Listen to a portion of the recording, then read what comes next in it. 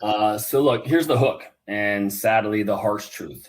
The reality is that look, most sellers, they start preparing after the banker is hired, and the reality is by then it's probably too late to close the gaps, and it can ultimately cost you millions. But as you might anticipate, there's good news, right? Typically, we see that the business leaders who start early consistently end up protecting and oftentimes end up growing that multiple. And that's really what today's all about, right? We're trying to get ahead of the curve, whether that be starting ahead of the curve, which is obviously the preference, or catching up if you're slightly behind right now. All right, so what we'll be talking about today's agenda. Today's conversation will be largely open discussion. That's the intention, but we will hit on these main 4 points. We'll be talking about why sellers lose value by starting late. We're talking about pre-deal priorities to build a defensible foundation. We'll also chat about surviving the buyer's magnifying glass during diligence. And then lastly, we'll talk about structuring for post-close value realization.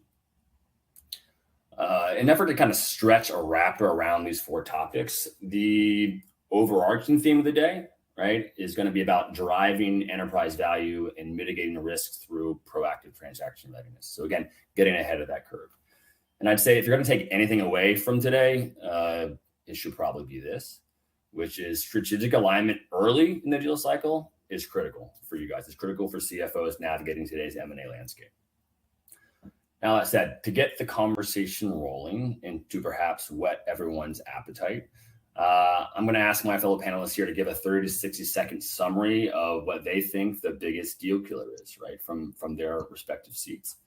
And I'll go first.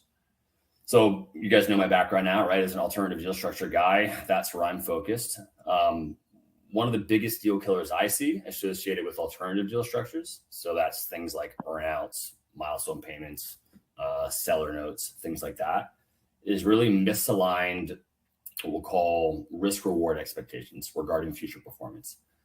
When you have that misaligned, it often leads to valuation gaps between the two parties, which inevitably leads to disputes over operational, control post-close, which is really effectively like a deadlock between both parties over post-close control and operational metrics.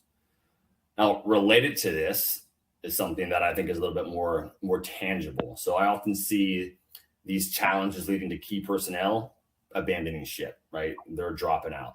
If a seller's A team feels like they're losing autonomy, or they feel like the milestones are impossible to achieve to get paid out, they're going to go find a better way to make a buck, and they're going to jump ship. And the sad part is that destroys the exact value that alternative deal structure was more than likely intended to create.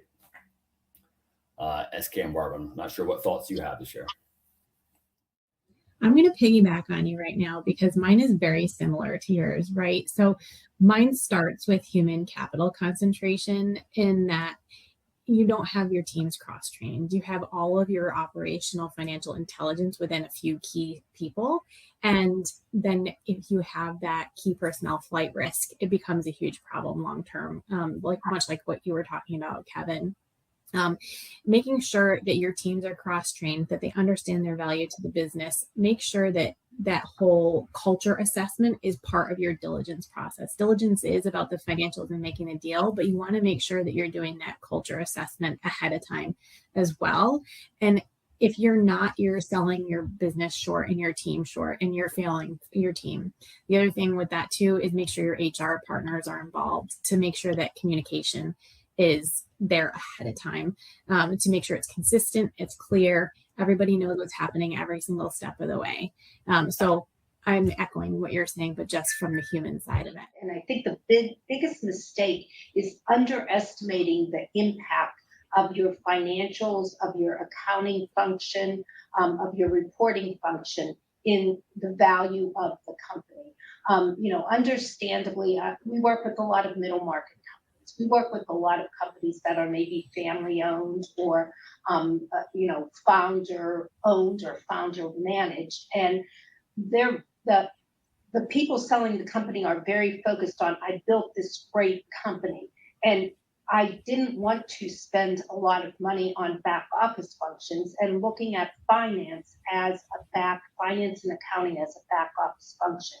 And all of a sudden, you have a private equity firm coming in, or you have maybe a a public company coming in and looking at your business. And if you cannot support the finances and the value of your business through what the numbers look like, that is the surest way to either kill a deal or significantly reduce the value of a deal.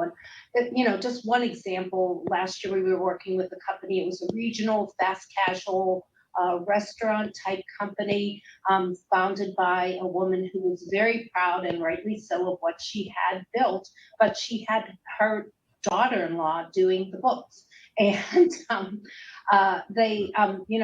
there were some pretty big companies. I think Amazon was looking at them. I mean, there were some pretty big companies that were looking at them.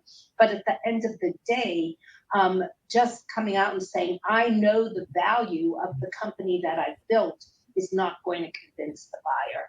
And, they just couldn't, the banker brought us in to try to, pull together good numbers for the company, but at the end of the day, they couldn't do it quickly enough to consummate a deal, and they had to take it off the market. Yeah, I love that perspective, Barbara, because it's not just about the financial confidence as well. It's about investing in your people for the long term, and it's also, when you invest in your people, you're investing in your own business.